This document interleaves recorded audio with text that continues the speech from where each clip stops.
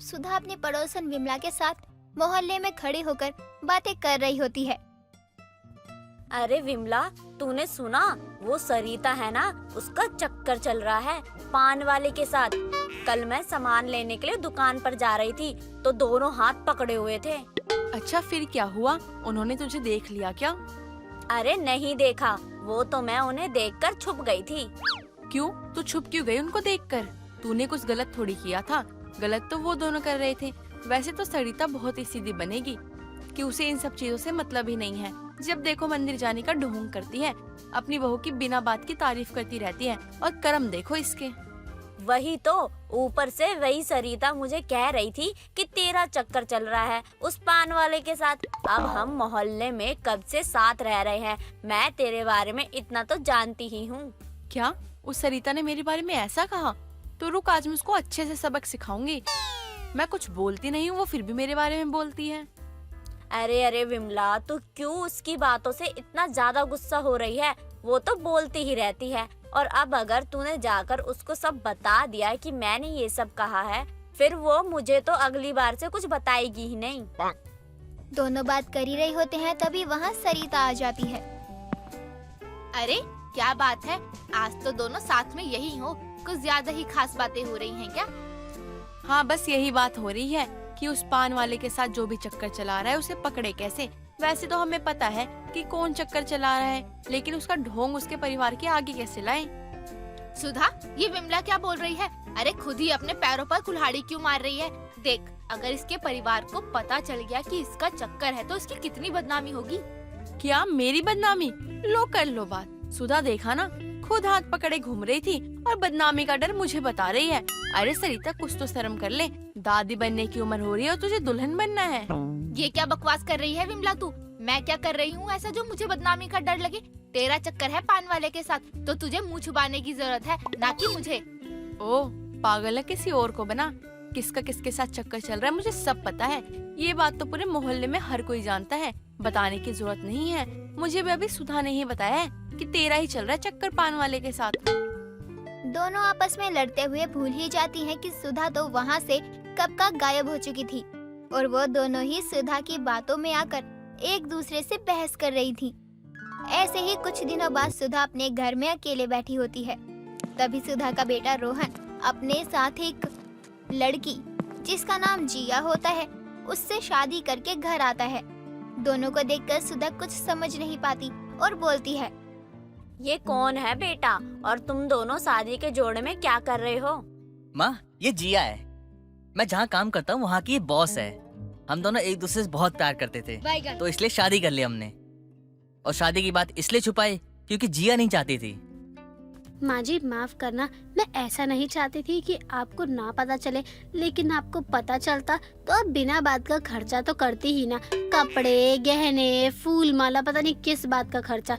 और मुझे पैसों की बर्बादी बिल्कुल भी पसंद नहीं है। रोहन, तेरी बॉस है ये, और पैसों को अच्छे से संभाल कर रखना भी जानती है, इसलिए मुझे भी इससे कोई शिकायत नहीं है। लड़की भी तो कितनी सुंदर है, हीरा है, एकदम हीरा। माँ, मुझे पता था कि आपको जिया बहुत पसंद आएगी।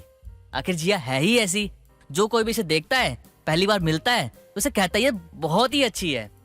सुधा जिया को अपना तो लेती है, लेकिन जिया की गरीबी वाली हरकत देखकर सुधा भी काफी हैरान हो जाती है। कुछ दिनों बाद विमला और सरिता दोनों ही सुधा के घर आते हैं। क्या बात है सुधा, तेरे बेटे ने शादी कर ली और तुझे बताया ही नहीं? अब तक सुधा ही सबका मजाक बनाती थी, लेकिन अब तो पूरे मोहल्ले के आगे ही सुधा का मजाक बना दिया उसके अपने ही बेटे ने। खैर सुधा, हमें बुरा तो बहुत लगा, लेकिन अच्छा भी लगा। तेरे ही कर्मों का फल है ये। मेरी बहू बहुत समझदार है और अमीर भी है। जहाँ मेरा बेटा एक छोटी सी नौकरी करता है ना, वहाँ की मेरी बहू ही मालकिन है। ऐसा कर्मों का फल तो मैं रोज ही लेना पसंद करूँगी। अरे माफ करना, इतनी देर से बैठे हो, मैंने कुछ पूछा तक नहीं। अरे बहू, जरा नींबू पानी ले आ बाहर, बहुत गर्मी है। अपनी सास की आवाज सुनकर जिया पानी में नमक मिलाकर लाती है और दे देती है। जैसे ही विमला और सरिता दोनों पानी पीते हैं, उनका मुंह बन जाता है। अरे सुधा, ये क्या? तेरी बहू को तो नींबू पानी भी बनाना नहीं आता है, पानी में बस नमक घोल कर ले आई है। अरे इसे कोई नींबू पानी बनाना बोलता है? पूरे मुंह का स्वाद ही खराब कर दिया इसने तो। बहू ये क्या है? मैंने तुझे नींबू पानी लाने को बोला था ना, और तू बस पानी में नमक घोल कर ले आई। तुझे पता था ना मेरी सहेलियां आई हैं, फिर भी क्यों तूने ऐसा किया? माँ जी, नींबू इतने महंगे हो रहे हैं और फ्रिज में बस 2 ही नींबू थे। महंगे हो रहे हैं तो क्या हुआ? हमें पैसों की कंगाली नहीं आई है कि मैं अपने मेहमानों को नींबू पानी तक ना पिला पाऊं। अरे शाम को और आ जाते ना बाजार से। ये क्या किया तूने? माँ जी, आपको पता नहीं है, मैं और रोहन एक एक पाई पाई जमा करते हैं, इतनी मेहनत करते हैं तब जाकर ये घर चलता है, और बस आस पड़ोस के लोगों के लिए क्या खुला खर्चा करना। बात तो सही है। लो भाई, कर लो बात। जिस बहू की सुधा तारीफ कर रही थी वो तो महाकंजूस निकली। पता नहीं अब सुधा कैसे रहेगी अपनी बहू के साथ। सब कुछ होने के बावजूद जिया हमेशा पैसों के लिए ही रोती रहती है। ऐसे ही कई दिनों बाद सुधा खाना खाने बैठती है और खाने में बस पानी जैसी सब्जी देखकर सुधा को बहुत ज्यादा गुस्सा आता है। बहू, ओ बहू, कहाँ है? जल्दी से बाहर आ। आज मैं तुझे अमीर गरीब का अच्छे से पाठ पढ़ा ही देती हूँ। तुझे समझने में कुछ ज्यादा ही दिक्कत है ना? कहाँ है? जल्दी से यहाँ आ बहू। अपनी सास की आवाज सुनकर जल्दी से जिया वहाँ आ जाती है और अपनी सास से कहती है, क्या हुआ माँ जी, सब ठीक तो है ना? आप मुझे इतनी आवाज लगाकर क्यों बुला रही है? कुछ हुआ है क्या? बहू, सब्जी ना आलू, गोभी, टमाटर, प्याज, पनीर, भिंडी, कटहल और भी बाकी सब चीजों की होती है, लेकिन पानी की नहीं होती। तो फिर तूने पानी की सब्जी क्यों बनाई? इस पानी की सब्जी का क्या करूँ मैं? माँ जी, आप समझ नहीं रही हो। देखो, अभी टाइम है पैसे बचाने का। वैसे भी हम कुछ खास तो कमाते नहीं हैं, तो जो भी आता है हमें उसमें ही जैसे तैसे कर पैसे बचाने पड़ेंगे। बहू, तेरा मतलब क्या है? कुछ बचाने के लिए अब हम खाना ही छोड़ दें? और तू करीब करीब लाख रुपए कमाती है, फिर भी ऐसे गरीबी के ढोंग कर रही है। शर्म आती है या नहीं? माँ जी, मैं ढोंग नहीं कर रही हूँ, बस हमारे भविष्य के लिए ही पैसे बचाने की कोशिश कर रही हूँ। अब आपको ये ढोंग लग रहा है तो ये मेरी गलती नहीं है। जिया की वजह से घर में खाने की चीजों के लिए भी सबको अपना मन मारना पड़ता था। ये सब सुधा को बिल्कुल भी अच्छा नहीं लगता है। कुछ ही दिनों बाद जिया काफी महंगी महंगी ढेर सारी शॉपिंग करके आती है और ये सब जब सुधा देखती है तो कहती है, और मुझे पैसों की बर्बादी बिल्कुल भी पसंद नहीं है। बहू, ये सब क्या है? अब तू मुझे कुछ बताएगी? वैसे तो तू गरीब का ढोंग करती है कि पैसे नहीं है, पैसे बचाने चाहिए, और अब इतना सारा सामान कहाँ से? माँ जी, ये सब तो मेरी ही जरूरत का सामान है ना। अब क्या मैं अपनी जरूरत का सामान भी नहीं ले सकती हूँ? ये सेंट, ऊंची ऊंची चप्पल, ये तेरी जरूरत का सामान है, और हमारा खाना पीना तुझे बहुत महंगा लगता है। और नहीं तो क्या। बिल्कुल सही कहा तूने। चल एक काम कर बहू, ये सब सामान बांध और अपने मायके के लिए रवाना हो जा। मुझे ऐसी गरीब का ढोंग करने वाली बहू नहीं चाहिए। सब कुछ होते हुए भी रोती रहती है। सुधा जिया को कुछ बोलने ही नहीं देती है और उसको उसके मायके भेज देती है। बचपन में ही अपनी माँ का देहांत हो जाने के बाद अंजू के पापा ने दूसरी शादी कर ली थी और उसकी नई माँ के कहने पर उसके पापा योगेश उसे अपनी माँ रामरती के पास छोड़कर शहर में जाकर बस गए थे। अंजू की दुनिया उसकी दादी में बसी थी। बीतते समय के साथ अंजू की दादी उसका पालन पोषण करके उसे बड़ा करती है। अब अंजू 18 साल की हो जाती है। एक सुबह जब वो घास का गट्ठर लिए घर आती है तो उसे बढ़िया खाने की खुशबू आती है। अरे वाह, इतनी सुबह सुबह इतनी अच्छी खुशबू। लगता है दादी ने कुछ खास बनाया है। दादी, दादी। आ गई शैतान। ये बता, घास लाने गई थी या उगाने, जो इतनी देर लग गई तुझे? दादी, मैं क्या करती? कंचन और गुंजन मुझे जबरदस्ती रामू काका के बाग से अमरूद तोड़ने के लिए ले गई, तो बस उसी चक्कर में देरी हो गई। वैसे ये क्या बनाया है आपने दादी? बहुत बढ़िया खुशबू आ रही है। बड़ी तेज है ना तेरी नाक तो। खुद ही बता, मुझसे क्या पूछ रही है? खुशबू से तो लग रहा है आपने अपनी सीक्रेट रेसिपी बनाई है। Secret recipe? क्या कह रही है? ओहो दादी, थोड़ी भी अंग्रेजी की समझ नहीं है आपको? अंग्रेजी की नानी, मैंने कड़ी और जीरा चावल बनाए हैं। मुंह हाथ धो ले। मैं अभी गर्मा गर्म लेकर आती हूँ। कुछ ही देर में रामरती दोनों के लिए खाना लेकर आती है, जिसकी खुशबू से ही अंजू के मुंह में पानी आ जाता है और वो गर्म गर्म कड़ी चावल ही खाने लगती है। तो उसकी दादी उसे पानी देती है। अरे अरे आराम से बिटिया, खाना गर्म है, मुंह जल जाएगा। दादी मुंह तो नहीं जला, लेकिन स्वाद आ गया। आहा, क्या स्वादिष्ट कढ़ी बनी है। आप चावल छोड़कर मैं ये कढ़ी ही पीऊंगी। बस कर, जब भी मैं कढ़ी बनाती हूँ तू हमेशा यही कहती है, अब धीरे धीरे खा, तेरा खाना कोई और नहीं खाएगा। सच में दादी, आखिर आप इतनी स्वादिष्ट कढ़ी इतनी जल्दी कैसे बना लेती हो? मुझे भी इसकी रेसिपी मतलब विधि बताओ ना। हाँ हाँ बताऊंगी, जब तू शहर जाएगी ना अपने पापा के साथ रहने, तब जरूर बताऊंगी। अपनी दादी की ये बात सुनकर अंजू का खिलखिलाता चेहरा उदास पड़ जाता है और उसकी आंखों में आंसू आने लगते हैं। उसे अचानक दुखी देखकर रामरती प्यार से उसके सर पर हाथ फेरती है। क्या हुआ मेरी बच्ची, तू अचानक से रोने क्यों लगी? मैं आपको छोड़कर कहीं नहीं जाऊंगी दादी। माँ के जाते ही पापा मुझे छोड़कर चले गए, एक बार भी नहीं सोचा मेरे बारे में। अरे रे, ऐसा नहीं कहते बिटिया, भले ही तुझे मैंने पाला हो, लेकिन तेरे पापा को हमेशा तेरी फिक्र रहती है। समय समय वो फोन करके तेरा हाल चाल लेता रहता है। हाँ, लेकिन कभी मुझसे मिलने गाँव आने का भी नहीं सोचा। बिटिया, माँ बाप जो भी करते हैं ना, बच्चों की भलाई के लिए ही करते हैं। चल अब तू रोना बंद कर, वरना ये खाना ठंडा हो जाएगा। हाँ, आप सही कह रही हो। फालतू में रोने के चक्कर में मैं इतने स्वादिष्ट खाने को भूल ही गई।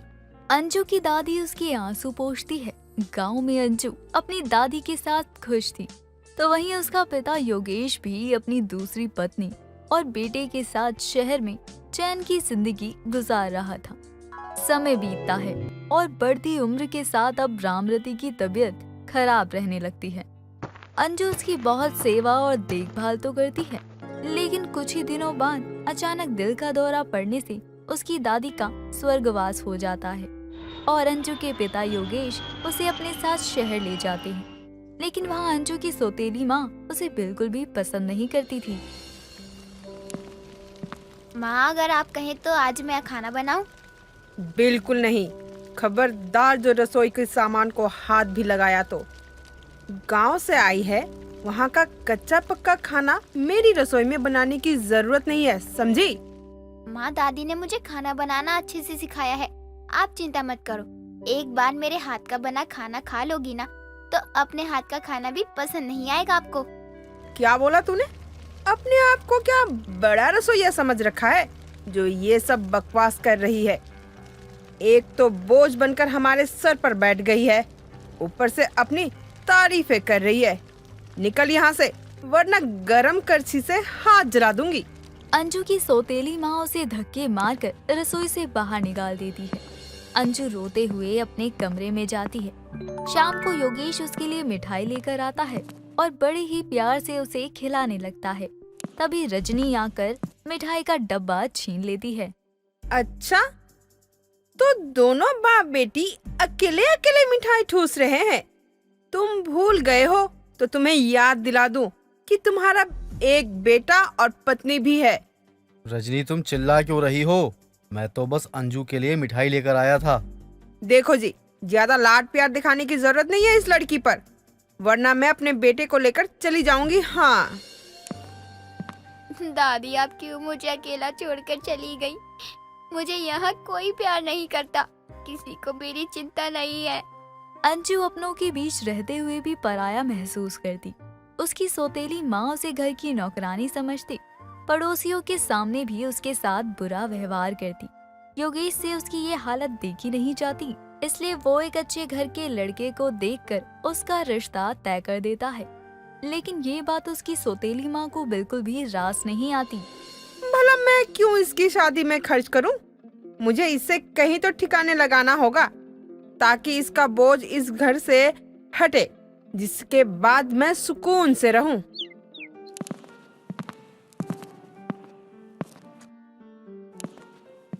लगता है अब मैं घर कभी नहीं लौट पाऊंगी, लेकिन फिर मैं कैसे अकेले जीऊंगी? अरे सुमन, जल्दी कड़ी बनाकर रख लो। ग्राहक खाने के लिए आएंगे तो हम कहाँ से देंगे? अरे कढ़ी बनाना कोई हलवे बनाने जितना आसान है क्या? आज कढ़ी नहीं बन पाएगी। एक तो कुछ देर पहले ही दही लेकर आए हो तुम, फिर समय तो लगेगा ही ना। आप कहें तो कड़ी बनाने में मैं आपकी मदद कर दूं। बदले में आप मुझे कुछ खाने को दे देना, मैं जल्दी ही कड़ी बनाकर तैयार कर दूंगी। ढाबे वाला और उसकी पत्नी अंजू को देखकर हैरान रह जाते हैं। तभी ढाबे पर ग्राहक आने लगते हैं तो ढाबे वाला अंजू की बात मान जाता है। अंजू रसोई में जाकर अपनी दादी की सिखाई हुई विधि से कुछ ही देर में एक पतीला कढ़ी बनाकर तैयार कर देती है, जिसकी खुशबू से पूरा ढाबा महक उठता है और सुमन ग्राहकों को कड़ी चावल देती है। वाह जी वाह, कमाल की दिता है नी, बढ़िया और स्वादिष्ट करी तो कभी खाई नहीं मैंने। ओ परजाई जी, एक कटोरी और ला दो। जी अभी लेकर आती हूँ। अजी, इस लड़की की बनाई कड़ी ने तो जादू कर दिया ग्राहकों पर। सभी 2-2 प्लेट कड़ी चावल मांग रहे हैं। सही कह रही हो भाग्यवान। फिलहाल तुम लोगों पर ध्यान दो, मैं उसे खाना दे देता हूँ, वो भी बहुत भूखी है। कुछ ही देर में खाना खाने के बाद अंजू वहाँ से जाने लगती है तो दोनों पति पत्नी उसे अपने ढाबे पर काम करने के लिए कहते हैं। तुमने तो आज कमाल ही कर दिया। इतने कम समय में इतनी स्वादिष्ट कड़ी बनाकर तो तुमने तो आज हमारी अच्छी कमाई करवा दी। सच में आपको पता है, ये कड़ी मेरी दादी की सीक्रेट रेसिपी है। उन्होंने मुझे बनाना सिखाया था, लेकिन उनके जाने के बाद से मेरी जिंदगी से जैसे खुशियाँ ही चली गईं। अंजू उन्हें अपने बारे में बताती है तो उसकी कहानी सुनकर दोनों को बहुत दुख होता है, जिसके बाद वो उसे अपने ढाबे पर काम पर रख लेते हैं। दूसरी तरफ अंजू के अचानक गायब होने पर रजनी योगेश को अंजू की शादी ना करने के चलते भाग जाने की झूठी बात कह देती है और उसे अपनी कसम देकर अंजू को ढूंढने से मना करती है। समय बीतता है और अंजू अपनी दादी की सीक्रेट रेसिपी से बहुत स्वादिष्ट खाना बनाकर ढाबे से कमाई करके एक घर किराए पर लेती है। कुछ समय बाद योगेश और रजनी रास्ते से जाते हुए उसी ढाबे पर जाते हैं जहां अंजू काम किया करती। अंजू, मेरी बेटी, तू यहाँ कैसे? रजनी, तुमने तो कहा था कि अंजू भाग गई। वो जी, पापा सच तो ये है कि माँ मुझे बाजार में भटकने के लिए छोड़ गई थी और अनजाने में मैं यहाँ ढाबे में आ पहुँची और यहीं काम करने लगी हूँ। लेकिन मुझे इनसे कोई शिकायत नहीं है, क्योंकि अगर ये मुझे नहीं छोड़ती तो शायद मैं खुद ही परेशान होकर घर से भाग जाती। बेटी, तू ये क्या कह रही है? चल घर चल अपने। नहीं, मुझे कहीं नहीं जाना। इस दुनिया में बस मेरी दादी ही मेरी अपनी थी और अब उनके बाद उनकी सीक्रेट रेसिपी बनाकर मैं इस दुनिया में अपना गुजारा कर सकती हूँ, इसलिए मुझे कहीं नहीं जाना। इतना सब हो जाने के बाद अंजू ने खुद को समझा लिया था और वो अकेले रहना सीख गई थी, जिसके बाद उसके पिता निराश होकर लौट जाते हैं और अंजू उसी ढाबे पर काम करती है। पूनम हर दिन की तरह आज भी अपने घर का सारा काम करने के बाद हॉल में अनुपमा चलाकर बैठी होती है और अनुपमा देख रही होती है। तभी कुछ समय बाद पूनम की सास कोकिला बाहर से घर आती है और वो देखती है कि पूनम रो रही है। ये देखकर कोकिला अपनी बहू से कहती है, बहू, तू ठीक तो है? क्यों सुबह सुबह मगरमच्छ के आंसू बहा रही है? माँ जी, मेरी अनुपमा की सास ने उसे घर से निकाल दिया। अब कहाँ जाएगी बेचारी? मुझे लगा तेरा बाप मर गया है जो तू ऐसे रो रही है। भगवान बचाए तुझसे और तेरी अनुपमा से। माँ जी, आप क्या जानो बेचारी अनुपमा का दर्द। आप भी तो एक सास ही हो ना। हाँ हाँ, चल जा, अब जा जाकर चाय बना ले। ये सुनकर पूनम टीवी को गले लगाकर कहती है, अनुपमा, मैं अभी माँ जी की चाय बनाकर आती हूँ, तब तक तुम खुद को संभालो अनुपमा। ये बोलकर पूनम दहाड़े मार मार कर रोने लगती है और ये देखकर कोकिला अपने आप से कहती है, ना जाने मेरी बहू ये सब नाटक कब छोड़ेगी।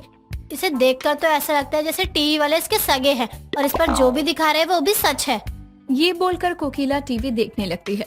तभी कुछ समय बाद पूनम अपनी सास के लिए चाय लेकर आती है, जो टीवी देख रही थी। ये देखकर पूनम अपनी सास को चाय देते हुए कहती है, माँ जी, अब मुझे अनुपमा देखने दो। बेचारी न जाने कहाँ रहने जाएंगी। उसके बच्चे भी तो उससे प्यार नहीं करते।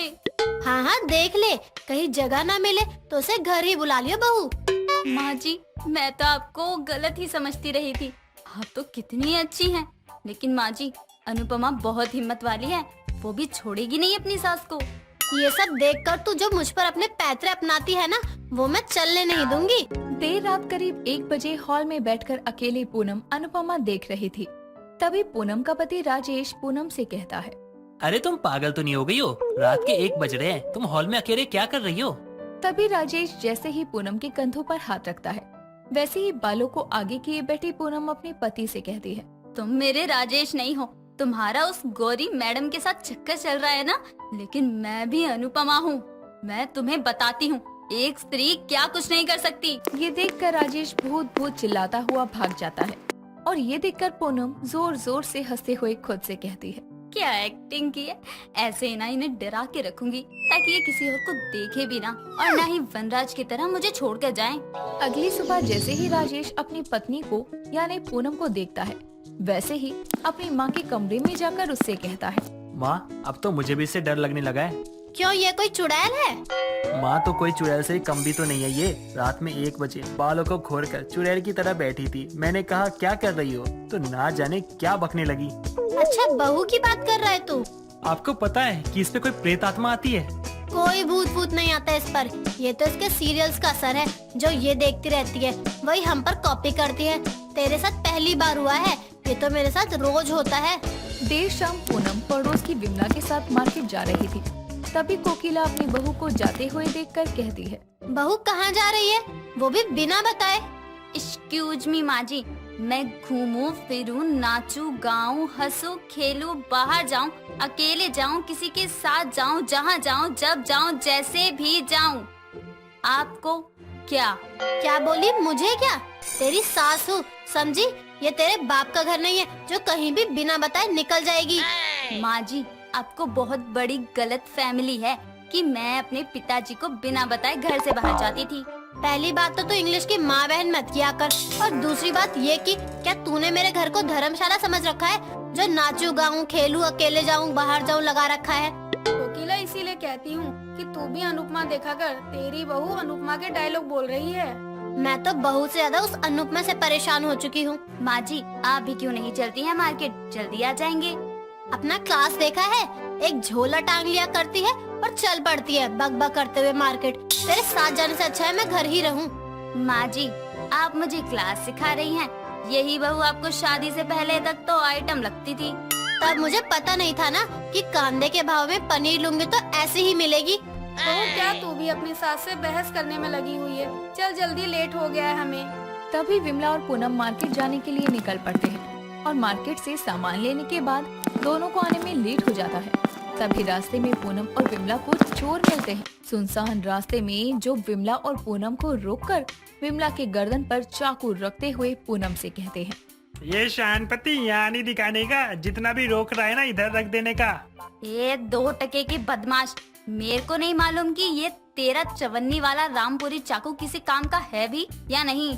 कौन बोल रहा है? काट डालेगा इस बुड्ढी का गला, आगे नहीं बढ़ने का। मैं भी तेरे को कब से समझाए जा रही है, अपने को भी आती है ये तेरी तरह बात करना। मस्त लगा ना? ए चुप कर शानी, चुपचाप पैसे निकाल और इसको ले और निकल जाए यहाँ से। बहू दे दे जो भी तेरे पास है, वरना ये मुझे मार देगा। ऐसे कैसे मारेगा ये आपको आंटी जी? मैं हूँ ना। मैं हूँ ना क्या? तू क्या चीफ मिनिस्टर है यहाँ की? नहीं, मैं यहाँ की वो औरत हूँ जो अपना पत्नी धर्म निभाते हुए यमराज से अपने पति के प्राणों की रक्षा करती है। मैं वो बहू हूँ जो अपनी सास के खांसने से पहले पानी ला कर देती है। मैं वो माँ हूँ जो अपने बच्चों पर आने वाली मुसीबत को पहले ही भाप लेती है। मैं वो पड़ोसन हूँ जो अपने सामने ही अपनी पड़ोसन विमला आंटी का गला कटने से बचाने के लिए लगातार संघर्ष कर रही है, क्योंकि अनुपमा ये सब करती है। अरे चुप कर शानी, मैं ये हूँ, मैं वो हूँ। वैसे ये अनुपमा कौन है? स्टार प्लस नहीं देखा? वही अनुपमा जिसकी सास ने उसे घर से निकाल दिया। ये बोलकर पूनम नीचे बैठ जाती है और रोते हुए नीचे से एक मुट्ठी मिट्टी उठाकर चोर की आंखों में डाल देती है और मिट्टी चोर की आंखों में तो जाती है लेकिन विमला की आंखों में भी हल्की सी चली जाती है और विमला पूनम से कहती है, बहू क्या किया तूने? खुद को अनुपमा बताती है लेकिन काम सारे तेरे राखी सावंत वाले हैं। पूनम विमला का हाथ पकड़ते हुए कहती है, मेरे साथ भागो अब आंटी जी। ये बोलकर पूनम विमला का हाथ पकड़कर भागने लगती है और जैसे तैसे घर पहुंचती है जहां कोकिला अपनी बहू पूनम का इंतजार कर रही थी। तभी कोकिला अपनी बहू को डरे हुए हॉल में देखकर कहती है, किसका घर लूट कर आ रही है? तू जैसी थी वैसे इस विमला की बच्ची को भी बना दिया। इस उम्र में दौड़ रही है, शोभा देता है क्या दोनों में से किसी को? माँ जी, हमारे पीछे एक गुंडा पड़ गया था और वो हमसे पैसे मांग रहा था, लेकिन आपकी बहू ने उसे धूल चटा दी। हाँ सही कह रही है कोकिला तेरी बहू, लेकिन वो धूल मैंने भी टेस्ट कर लिए। पानी दे दे मुंह पर मारूं, दिख नहीं रहा है कुछ भी सही से। क्या कह रही है? इसने और वो भी एक चोर को सबक सिखाया? हाँ कोकिला, इसने तो पहले ही उसे अनुपमा की कहानी सुनाकर पका दिया है और फिर उसकी आंखों में मिट्टी झोंक दी। अच्छा हुआ इसकी गर्दन पर उसने चाकू नहीं रखा, वरना जितना टॉर्चर उसने इसकी आंखों में मिट्टी डालकर नहीं किया होगा उतना टॉर्चर तो वो अनुपमा की कहानी सुनकर हो गया होगा। माँ जी, मैंने आज विमला आंटी को बचा लिया क्योंकि अनुपमा सबका भला चाहती है। चाहे उसकी सास उसे 100 ताने मारकर घर से निकाल दे या उसकी पड़ोसन उसकी सास की चुगली अनुपमा से करे, लेकिन अनुपमा में बहुत हिम्मत है। क्या मतलब तेरा? विमला मेरी बुराई करती है? अरे तेरी बहू कुछ भी बोलती है, हम तो पुराने दोस्त है ना कोकिला। सही किया जो आज मैंने केबल की तार ही हटवा दी, अब मेरे घर में शांति रहेगी। भले ही कोकिला ने अपने घर से टीवी के केबल का कनेक्शन हटवा दिया हो, लेकिन पूनम को कौन अनुपमा देखने से रोक सकता था। वो तो विमला के घर जाकर देख लिया करती अपनी प्यारी अनुपमा को। दोस्तों, अगर आपको ये कहानी पसंद आई तो इसे लाइक करें, शेयर करें और कमेंट करके बताएं कि कहानी में आपको सबसे अच्छा क्या लगा।